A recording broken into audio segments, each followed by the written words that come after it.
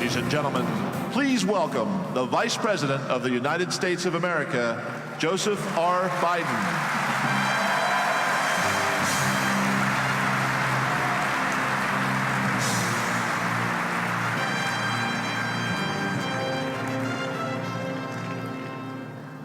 What a delight to be here.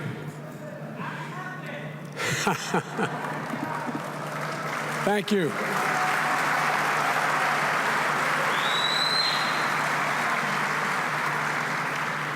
It's nice of His Majesty to assemble this crowd for my birthday.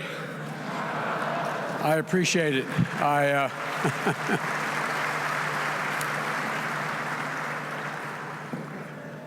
am getting the age where I don't look forward to the birthdays.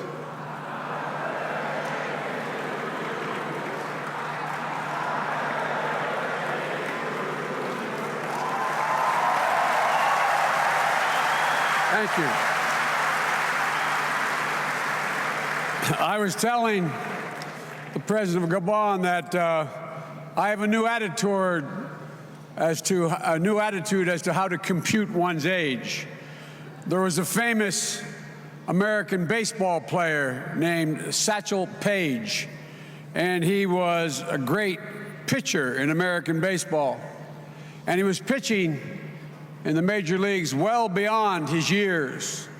And on his 47th birthday, the sports writers went into the locker room and said, "Satchel, what's it feel like to be so old and still be pitching?" And he looked at them and said, "Gentlemen, that's not how I look at it. Here's how I look at age. How old would you be if you didn't know how old you are?"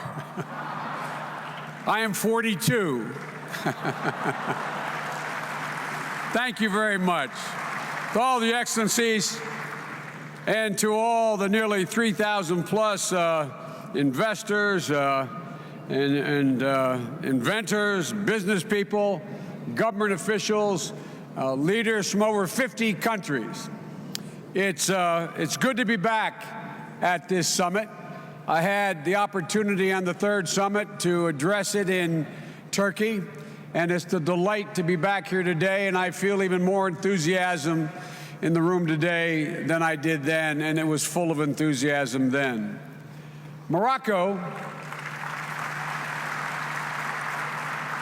and it's particularly good to be here in Marrakech in Morocco. What most people don't realize is Morocco holds a special place in the heart of Americans. Morocco was the first nation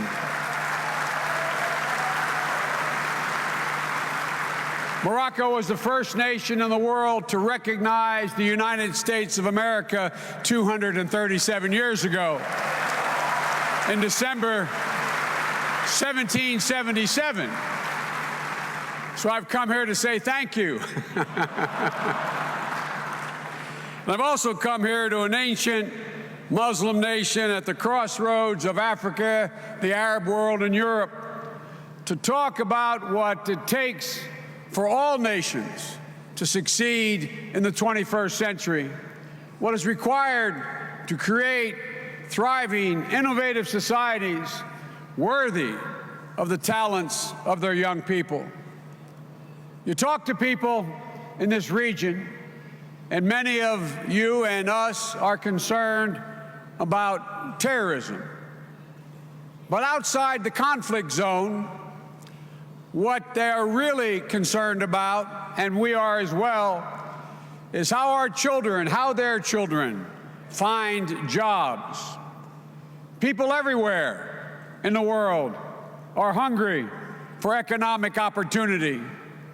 And it's about a lot more than being able to make money. My father used to have an expression. He'd say, "Joey, a job is about a lot more than a paycheck.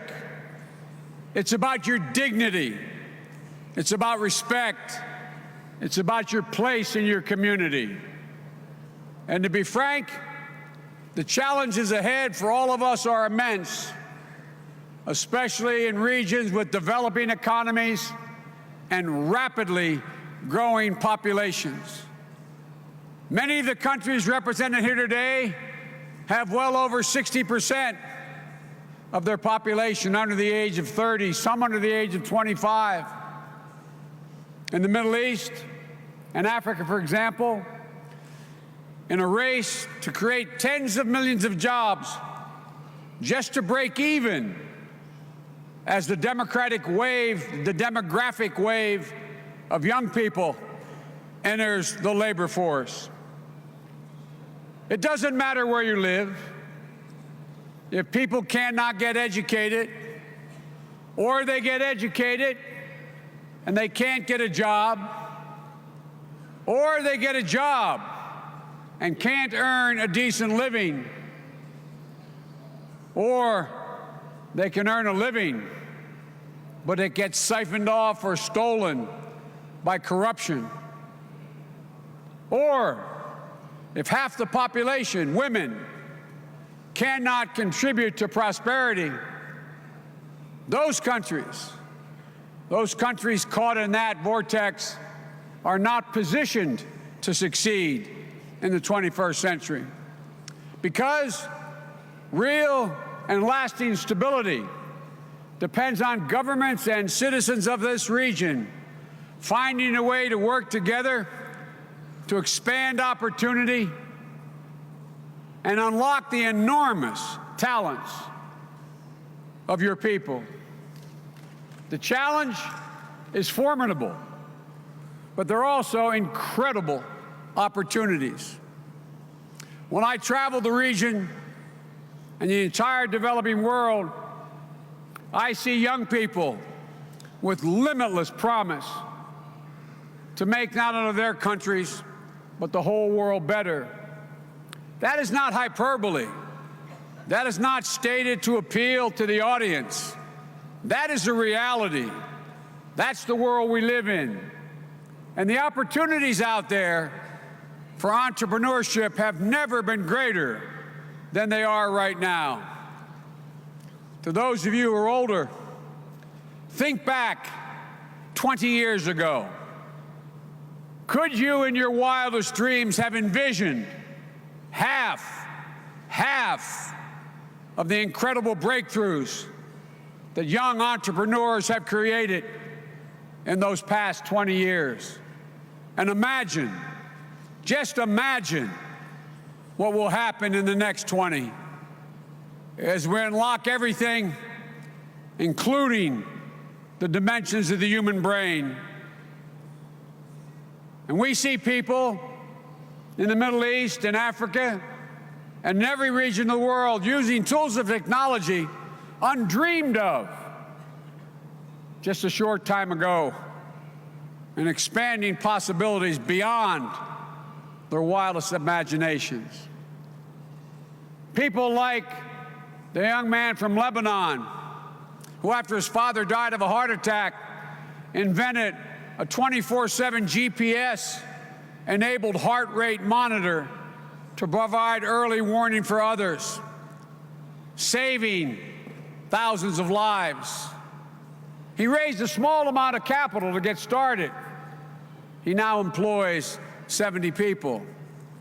Or the young Kenyan who founded a company to let children who couldn't afford to buy textbooks read them one page at a time on their phones. So how do we help? How do we help these brilliant young minds? How do we help entrepreneurship take even deeper root? America's experience, like many others, teaches us that fostering entrepreneurship is not just about crafting the right economic policy or developing the best educated curricula. It's about creating an entire climate in which innovation and ideas flourish. No two countries do it exactly the same way, but there's a common thread through all those that have succeeded. Just like the basic rules of physics, there are certain basic rules that comprise the path to prosperity in the 21st century, and societies and governments can choose for themselves whether or not to follow this path.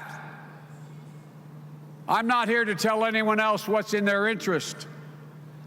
I'm here on behalf of the President to state what we think best leads to that path. In today's fast-paced world,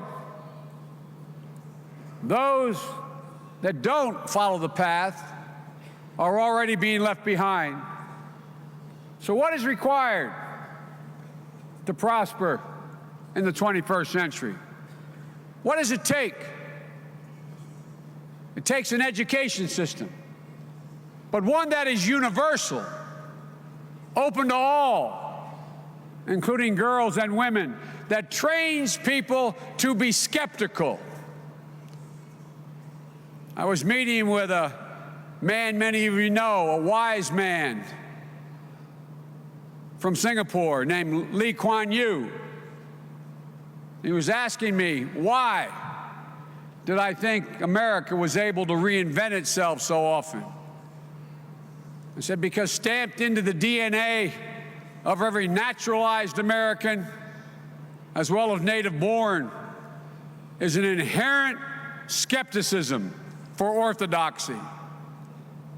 You cannot fundamentally change the world without breaking the old. It takes a value system that gives people the freedom to try and to fail, or as they say in the fabled Silicon Valley, fail forward without being criticized. To divert for just a moment, I spoke at a conference in the western part of my country in Colorado a month ago. And there were hundreds of brilliant young entrepreneurs and not so young, very brilliant, very wealthy entrepreneurs from Silicon Valley. And I sat next to a young woman who was in her 30s, who's already a billionaire and has come up with a way to test blood at about 25 times cheaper than the present way, and she's now working on cures for Ebola. And I found out, I said, where did you go to school? She said, I dropped out of Stanford. It seems to me the road to success is getting into Stanford and dropping out. But to be very serious, it's about challenging orthodoxy. It takes a legal system that's fair, where you know the contractual agreement you made will be upheld and protected. A system where judges are not corrupt, where you can risk starting a business and failure and bankruptcy doesn't land you in prison. And maybe, most importantly, one that justly rewards and protects intellectual property. You'd expect an American official to say that, but for many societies, for any society that fails to protect intellectual property, I guarantee you that society will stifle entrepreneurship and economic innovation in their own society. They may be able to steal, but they will always, always be behind the curve. It takes a society that empowers women, because entrepreneurship thrives when a society engages all the talents. In the words of that Chinese proverb, women hold up half the sky. Women hold up half the sky. And I might add, they have at least half the gray matter. It's true. It takes a political system founded on the rule of law that protects basic liberties, including the freedom of speech, the freedom of religion, one that roots out the cancer of corruption, the worst enemy of entrepreneurship. In the 21st century, where some countries seek to use oligarchic and kleptocracy as tools of international coercion, corruption is a threat not only to economic growth, but to security and sovereignty. Fighting corruption is not just good governance, it's self-defense, it's patriotism. Lots of nations are struggling to decide whether they are confident enough to trust their people to follow that path. To the extent they do, they have prospered. To the extent they don't, they haven't. All of those factors I've mentioned create the context, in our view, for entrepreneurship to take root. Where they're absent, the same human talent remains, but too often it is squandered. Many of the best and brightest simply leave their homes, and many of them come to America. Ladies and gentlemen, in 2017, the United States, for the first time, Caucasian of European descent like me will be in an absolute minority in the United States of America. The secret that people don't know is our diversity is the reason for our incredible strength, because the brightest, the most innovative, the most adventuresome, the greatest risk takers, they're the ones who leave when they cannot flourish and seek other places.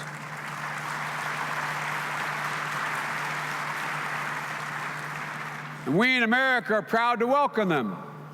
From Einstein, who fled Nazi Germany, to Sergey Brin, who fled the tyranny and prejudice of Soviet Russia to found Google in America, and so many others. But we also seek a world. It's in our naked self-interest, a world where everyone, everywhere, can reach their full potential in their own society. It is in our self-interest to see societies succeed, because when they succeed, stability follows. Less unrest, less violence, less extremism, more capacity to partner in trade and solving problems. Each of us has a role to play in helping us seize the potential inherent in our age. Aspiring entrepreneurs must do what comes naturally to them: dream, take chances, and in the memorable phrase of Steve Jobs, when a young man at Stanford said, "Mr. Jobs, how can I be more like you?" He had two words. He said, "Think different." Think different. You cannot think different where you cannot breathe free. You cannot think different where you cannot challenge orthodoxy. You cannot think different where you cannot speak your mind. And for those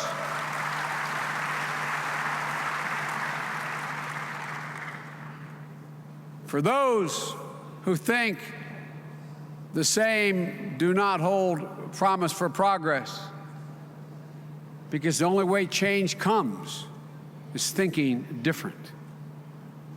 Established entrepreneurs and chambers of commerce must mentor the next generation. That's what President Obama had in mind in setting up this conference.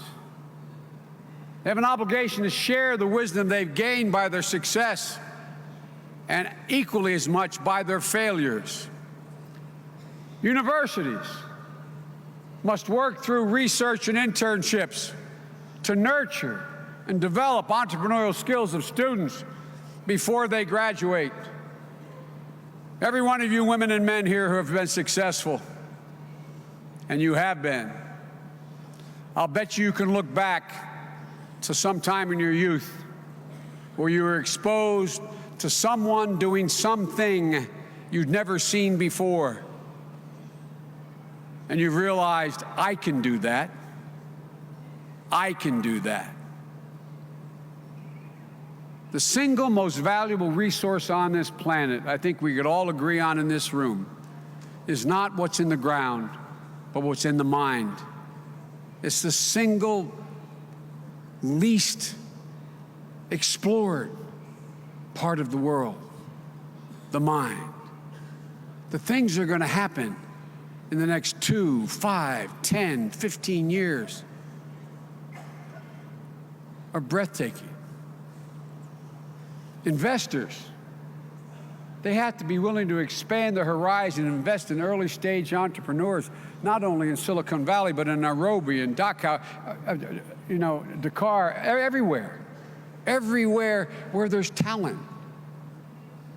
Governments have to unlock the marketplace of ideas by allowing people to express their views openly about what they're thinking and what they're trying. They must unlock the commercial marketplace by eliminating barriers to access to capital, ensuring the rules are fair and predictable, removing excessive cumbersome regulations. The government can't grow the economy by itself. As a matter of fact, it's not the major reason, it's a catalyst for growth, no matter how big the mega project. To prosper in the 21st century, you also need to grow from the bottom up, allowing your people to unlock their talents through private enterprise and political and economic freedom and action. Events like this one help recreate and regenerate the culture of entrepreneurship. We have an expression in my country: when you're saying something that probably the whole audience already agrees with, you say it's like preaching to the choir. Well, there's a very strong choir out there, some of the brilliant young entrepreneurs that are in this facility. As one Moroccan tweeted, and I quote, "I remember the time when entrepreneurship in Morocco was synonymous with being in a precarious state." He went on to say, "But today, entrepreneurship is celebrated at GES in Marrakech."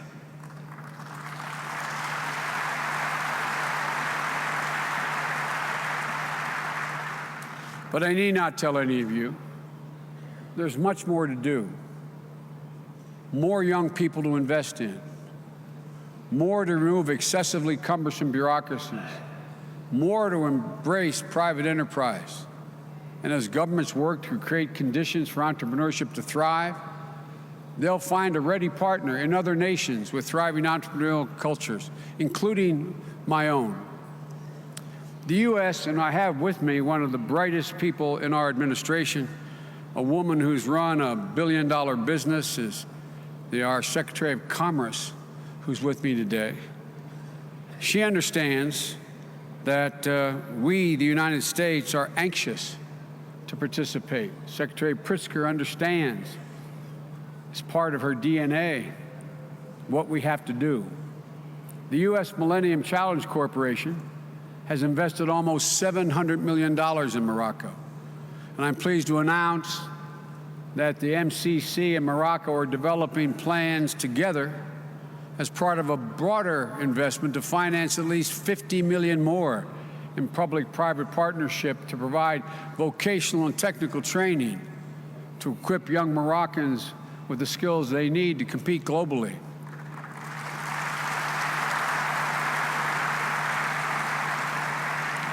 The United States is partnering with Volvo to establish a training academy here in Morocco with 150 students each year from Morocco.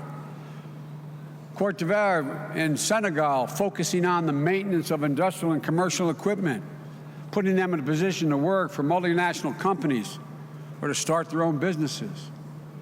In partnership with Spain, the United States will also provide a credit guarantee to help finance cutting-edge cold storage facilities in the Tangier Med port in Morocco, helping fill a critical gap in Morocco's agricultural exports. The most important steps are those that countries take themselves, though, to create the conditions where entrepreneurship and innovation are possible. But where our help is wanted, we're ready to partner. Let me tell you how. First, in some cases, we're helping provide access to capital, the seed money required to start a business. Our overseas private investment corporation, through that, the United States government finances, and the United States government's financial institution has committed $3.2 billion under our administration to support micro, small, and medium-sized entrepreneurs and enterprises in the developing world. In just the last quarter of 2013, the USAID, the Agency for International Development in Egypt, issued nearly 13,000 loans to low-income entrepreneurs, 2/3 of whom were women. But that's not the most exciting part. Over 85% of those loans have already been paid back by these women.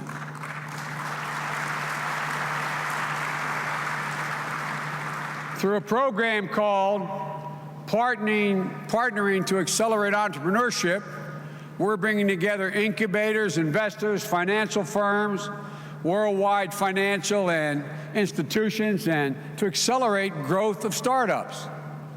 They've already reached 200 startups and are mobilizing $80 million in private capital in their first year, 10 times the amount of government funds put into the program. Second, in other cases, we're providing training because many people have great ideas but need advice on how to translate them into action. At last year's summit, the U.S. signed a partnership with an organization called Up Global, with the goal of holding what we call startup weekends in 1,000 cities around the world by 2016, events to equip aspiring entrepreneurs with the knowledge and resources.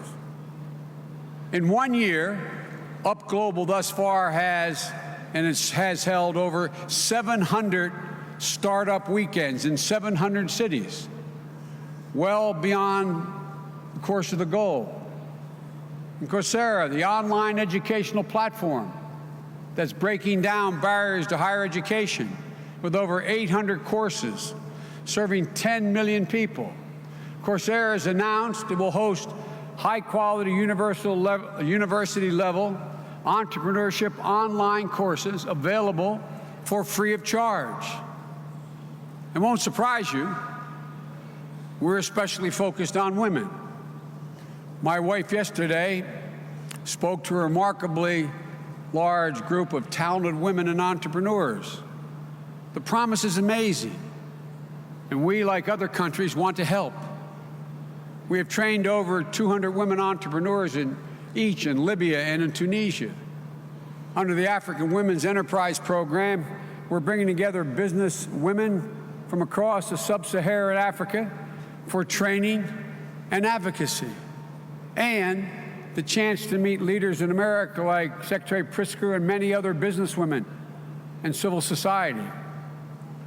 Without empowering women, everything else we hope to achieve is exponentially harder. Third, we're using America's global diplomatic and economic presence to convene, connect, and champion entrepreneurs. That includes conferences like this one, where people can share lessons, hear about what works elsewhere, network, pitch ideas. Even the best ideas need the right outlets. Lots of transformative ideas never see the light of day. We want to change that.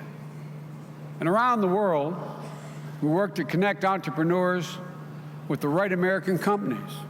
For example, we have helped Palestinian Software Development House build partnerships with tech companies like Cisco, Microsoft, Intel, HP, and Oracle. We've named a presidential advisor for global entrepreneurship well-known and respected U.S. entrepreneurs and deployed them around the world to speak about what they do, how to do it, and why it matters. And fourthly, most important of all, around the world, we're helping create the conditions where entrepreneurship can thrive. That includes fighting corruption, promoting transparency, helping countries create functioning capital markets, updating their regulations to favor entrepreneurship. To give just one small example, in 4 Egyptian cities, the United States worked with the local chambers of commerce to create one-stop shops for business services that reduced the time it took to formally start a small business from 24 hours to 1 hour. Seems inconsequential, but combined, all of these things, we talk about these different initiatives, they all make a difference, but their collective impact is significant. Today, we challenge the United States government top programs in entrepreneurship to spark $1 billion new investment in business and social entrepreneurship by 2018. Half of it generated by women and young entrepreneurs. We want others to join the effort. We're grateful that the Kauffman Foundation in the United States announced today it will contribute $100 million to the Global Enterprise Network and will be our first partner in getting to the $1 billion goal. All of our work to promote entrepreneurship aims to help people everywhere unlock their potential. But for the United States, this effort is about finding common ground. One person who understood the quest for common ground, as well as any American, was a Californian named Chris Stevens. As a young man, he volunteered to join the Peace Corps, where he taught English from 1983 to 1985 in a small town in the Atlas Mountains right here in Morocco. He fell in love with your country, Mr. Leader. He fell in love with the place and its Berber and Arab culture and made many, many friends here. Morocco was the gateway to a life spent as a brave and intrepid diplomat for the United States. Chris Stevens rose to become a U.S. ambassador to Libya, and he gave his life in the line of duty, killed by violent extremists in 2012. In celebration of Chris Stevens' life, I'm proud to announce the J. Christopher Stevens Virtual Exchange Initiative. The Stevens Initiative is multilateral.